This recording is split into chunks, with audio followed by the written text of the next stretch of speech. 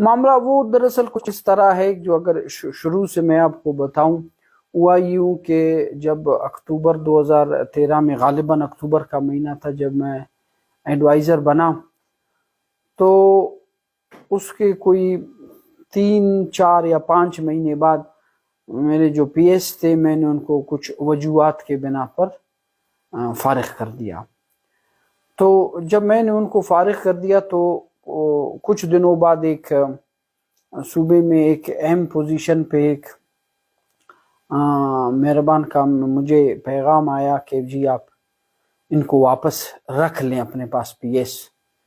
جو بندہ میسج لایا تھا، میں نے ان کو کہا کہ آپ ان صاحب کو کہیں کہ میں نے ان وجوہات کی بنا پر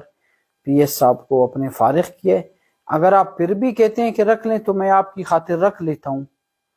تو خیر انہوں نے جب ان کو میسج دی تو انہوں نے کہا کہ نہیں، اگر اس وجہ سے نکالے تو بس دوبارہ نہ رکھیں۔ کچھ عرصے بعد پھر ان صاحب سے میری ملاقات ہوئی، تو انہوں نے کہا کہ یار مجھے دراصل یہ بات کہی تھی عامر نے۔ اچھا، عامر ابھی ایک اہم کیریکٹر آتا ہے اس معاملے میں۔ عامر یہ آپ میرے خیال میں غالباً جانتے ہوں گے، فقیر حسین صاحب ہوتے تھے جام یوسف صاحب کے ساتھ سی ایم سیکریٹریٹ میں ڈپٹی سیکرٹری، یا کچھ بہت شریف خاندان، عزت دار آدمی تھے، یہ ان کے صاحبزادے ہیں عامر۔ تو عامر چونکہ وہ جو میرا پی ایس تھا جس کو میں نے فارغ کیا تھا، یہ اس کی اور اس کی دوستی تھی۔ ادھر سے عامر نے میرے جو آفیسرز تھے ڈسٹرکٹ میں ان کو بلیک میل کرنا شروع کر دیا۔ ایک دفعہ تک ایسا ہوا کہ وہ جو میرا سابقہ پی ایس تھا اس کے گھر میں میرے ایک ڈسٹرکٹ کا ایک آفیسر اور یہ عامر، جو اس کا کور نیم بعض وقت حمزہ کے نام سے اس کو لوگ پکارتے ہیں، بعض وقت شاذیب کے نام سے، لیکن اصل نام اس کا عامر ہے، جو آئی ایس آئی میں ہوا کرتا تھا۔ تو وہ میرے سابقہ پی ایس کے گھر میں جب وہ یہ عامر اور میرا ایک ڈسٹرکٹ آفیسر تھا، کچھ اور نوٹیبلز بھی تھے، تو ان کے سامنے اس عامر نے وہ آفیسر کو میرے کہا تھا کہ جی ہم آپ کے جو یہ منسٹر صاحب ہیں یا جو ایڈوائزر صاحب ہیں، ہم ان کے پیچھے پڑیں، ان کو سبق سکھائیں گے۔ تو مجھے وہ بات آ کے اس آفیسر نے مجھے بتائی، تو میری پھر ایک فنکشن پہ ملاقات ہوئی۔ اس وقت کے کور کمانڈر تھے جنجوا صاحب۔ میں نے جنجوا صاحب کو یہ بات بتائی، میں نے کہا یہ اس طرح یہ آپ کا ایک آفیسر ہے آئی ایس آئی کا، اور وہ مجھے تنگ کر رہا ہے، میرے آفیسرز کو تنگ کر رہا ہے، تو آپ اس کو کائنڈلی سمجھائیں۔ تو انہوں نے کہا کہ آپ بے فکر ہو جائیں، جنجوا صاحب نے کہا آپ بے فکر ہو جائیں، میں اس کو سمجھاتا ہوں، he has nothing to do with you or with your matters, with your issues۔ تو خیر اس کے بعد یہ عامر پرسنل ہونا شروع ہو گیا میرے ساتھ، اور اس کے بعد وقتاً فوقتاً مجھے لوگ کہتے رہے کہ وہ آپ کے خلاف باتیں کرتا ہے، اور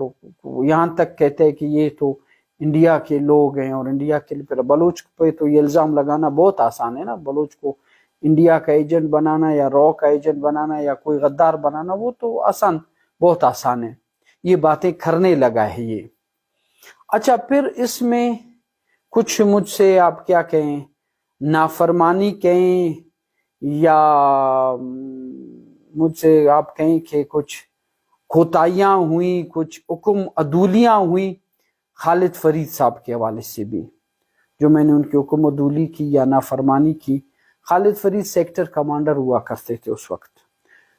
تو پھر ادھر سے یہ عامر کی باتیں، اور پھر ادھر سے یہ معاملات خالد فرید صاحب سے بھی کچھ مجھ سے نافرمانیاں یا حکم عدولی جو بھی آپ کہیں وہ ہوئی، وہ بھی پھر پرسنل ہونے لگے میرے ساتھ۔ اور پھر یہ مشتاق صاحب والا واقعہ ہوا، ان کے گھر سے پیسے نکلے۔ اچھا، وہ پیسوں کی حقیقت بھی یہ ہے کہ پیسے آپ خود بتائیں، مجھے کوئی یاد پڑتا ہے کمی بیشی اللہ معاف کرے، کوئی ہفتہ یا 10 دن پہلے یا 2 ہفتہ پہلے ایسے ہی ہو سکتا، میں دبئی میں تھا اور مشتاق صاحب کراچی میں تھے، ہفتہ 10 دن پہلے۔ تو آپ خود سوچیں اگر ایک شخص کے گھر میں 80 کروڑ یا 100 کروڑ ہوں، اور وہ بھی سرکاری گھر، اور اس طرح وہ گھر کو وہ فیملی کے ساتھ کراچی میں تھے، میری ان سے بات ہوئی، وہ فیملی اپنے بچوں کے ساتھ کراچی آئے تھے، تو کون چھوڑ سکتا ہے؟ اتنے پیسے گھر میں اکیلے اور ہر جگہ سے ادھر سے نکل رہے ہیں ادھر سے نکل رہے ہیں ادھر سے نکل رہے ہیں کہاں سے نکل رہے ہیں. تو مشتاق صاحب کراچی میں تھے اس واقعے سے ہفتہ 10 دن یا 2 ہفتہ پہلے. میں دبئی میں تھا، وہ وہاں. خیر یہ جب واقعہ ہوا تو پھر ان کو ایک موقع مل گیا تو اب پھر اس میں یہ ہوا کہ جو اس وقت کور کمانڈر تھے عامر ریاض صاحب، ان کا اور کردار نہیں تھا، میں نے بھی اللہ کو جواب دینا ہے، لیکن انہوں کا یہ کردار ضرور تھا کہ انہوں نے کچھ صوبے کے جو اس وقت بڑی پوزیشنز پہ یا مضبوط لوگ تھے ان کو بچایا، ان کو اس کیس سے نکالا. ان کا یہ کردار ضرور تھا میری معلومات کے مطابق. اچھا، اور خالد فرید کو جب یہ موقع ملا تو یہ مشتاق والا واقعہ ہوا تو پھر مجھے میرے پیچھے لگ گئے یہ سارے خالد فرید اینڈ کو، یہ کمپنی سارا انہوں ادارے کو ہی میرے پیچھے لگا دیا. اور میری معلومات کے مطابق آگے بولتے رہے کہ دہشت گرد کو پکڑا ہے اور سٹنگ منسٹر کو جو اینٹی اسٹیٹ ایلیمنٹس کو سپورٹ کرتا ہے، کیا کیا اس طرح کی باتیں اوپر لیول تک یہ لے کر گئے اپنا پروموشن کرانے کے لیے، اور مجھ سے جو وہ ایک بغض عناد تھا اس کو بھی نکالنے کے لیے. اچھا، 72 یا 73 دن کوئی تقریباً میں رہا نیب میں. ظاہر 72-73 دن میں ہماری دوستیاں بھی ہوئی، وہاں لوگوں سے اچھے لوگ بھی ہیں، ہر جگہ اچھے لوگ بھی ہیں. تو وہ مجھے یہ کہتے رہے، میں نے کہا میرے ساتھ کیوں یہ ہو رہا ہے؟ تو وہ کہتے تھے کہ خالد فرید آپ کے ساتھ پرسنل ہیں، اور وہ کہتے ہیں کہ I want to teach him a lesson and I want to make him example for others who disobey. یہ نیب والے مجھے کہتے تھے. اور اس کیس میں اور بہت سارے لوگوں کو خالد فرید نے بچایا، اس کیس میں جو انوالو تھے خالد فرید نے ان کو نکالا. آپ آج اگر جو اس وقت کے ڈی جی نیب تھے غالباً طارق نام تھا ان کا، وہ، اور جو آئیو تھے شعیب شیخ صاحب وہ، اور جو ڈائریکٹر تھے اس کیس میں حفیظ صدیقی، وہ آج قرآن پر ہاتھ رکھ کے بتائیں، قرآن پاک پر ہاتھ رکھ کر بتائیں کہ خالد فرید نے اس کیس سے لوگوں کو نہیں نکالا، پرسنلی آ کے نیب کے آفس میں بیٹا فلاں کو نکالو، فلاں کو یہ کرو، فلاں کو یہ کرو. تو وہ قصہ دراصل یہ اس طرح ہوا. اور خالد فرید کا کیریکٹر تو کسی سے چھپا ڈکا نہیں ہے کہ اس نے جو صوبے میں تباہی مچائی، جو سینٹ کے الیکشن میں یہ اس نے پیسے لیے، اور جو صوبائی اسمبلی کے الیکشن میں ٹکٹ دینے کے لیے اس نے پیسے لیے، اور ادارے کو بدنام کیا. ظاہر ایک شخص کی وجہ سے ادارہ بدنام، سارا ادارہ تو ایسا نہیں ہے نا، ایک شخص کی وجہ سے. تو اس نے ہمارا یہ جو کیس تھا اس میں، اور وہ